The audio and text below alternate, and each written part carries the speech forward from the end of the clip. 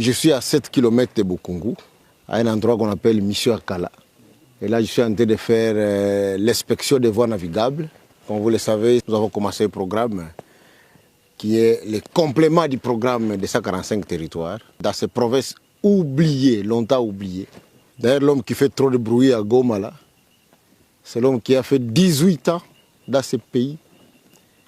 Et il y a des endroits, des coins de ces pays où les gens n'ont jamais vu les véhicules, les routes sont oubliées, il n'y a pas de voies navigables. Ils n'ont aucune possibilité de pouvoir accéder. Mais je voudrais effectivement répondre aux questions des gens qui parlent par-ci, par-là du discours de Kabila et de sa présence à Goma. Je voudrais effectivement profiter de ce moment pour leur dire qu'il n'y a pas un grand témoin oculaire de ce qu'il a fait comme moi. Le 13 août 2013, j'ai été arrêté après une émission à la radio de Magloire Palouk pour avoir dit que le FRDC et le M23 avaient un seul commandant qui s'appelait Joseph Kabila. On m'a condamné à 3 ans de prison pour faux bruit. Mais je crois qu'aujourd'hui, les juges qui m'ont condamné se rendent compte que j'avais raison. C'est effectivement lui qui était déjà à cet temps-là le commandant du M23 et au même moment le commandant des FARDC. Par cette duplicité qui a duré plus de 18 ans, il a réussi à faire filtrer notre armée de bout à bout, de telle manière que nous sommes incapables de gagner la guerre. Il est allé trop loin, puisque dans les récents affrontements, il appelait individuellement des officiers qui lui sont encore fidèles pour qu'ils puissent saboter les efforts du chef de l'État, notamment en abandonnant des villages tout entiers et des villes entre les mains des rebelles. Donc depuis longtemps, la rébellion du M23 a comme commandant suprême Joseph Kabila. Et d'ailleurs, par mes renseignements, j'avais appris que Nanga voulait devenir président de l'AFC. Kabila a dit non, tu ne peux pas devenir président, tu vas être seulement coordonnateur.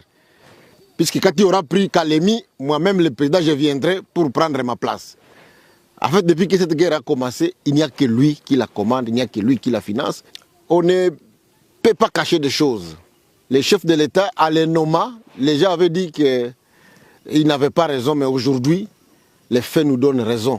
Il est allé à Goma pour prendre lui-même le commandement de cette guerre et il a essayé l'objectif. Il veut à tout prix prendre le Katanga et s'arrêter au Katanga puisqu'il est passionné depuis trop longtemps par l'idée de la balkanisation. Mais c'est très triste, c'est très triste. Je voudrais aussi d'ailleurs, pour ceux qui ne le savent pas, toutes ces fameuses guerres qu'il a soi-disant menées contre l'M23, elles n'ont jamais été menées. Nous avons été menés sur toutes les batailles, et même quand Mamadou Ndala, notre oncle de Wamba, et le général Baouma, notre ongle aussi de Isangi, lorsqu'ils ont décidé de mettre fin à cette guerre, ils ont fermé leur téléphone. Kabila ne savait pas les atteindre. Mais à la fin, vous savez ce qu'il en a fait. Il a tué Mamadou Ndala, il a tué aussi le général Baouma. Et aujourd'hui, lorsqu'il parle du Congo oriental, vouloir se porte-parole de Baswahili, je voudrais bien vous dire que lui n'a jamais été porte-parole de Baswahili. Il n'est pas digne de l'être. Mamadou Ndala, c'était Mousswahili. Baouma l'était aussi. Et même lorsque Katumbi a voulu devenir candidat président de la République, qui l'a empêché de devenir candidat? C'est lui-même.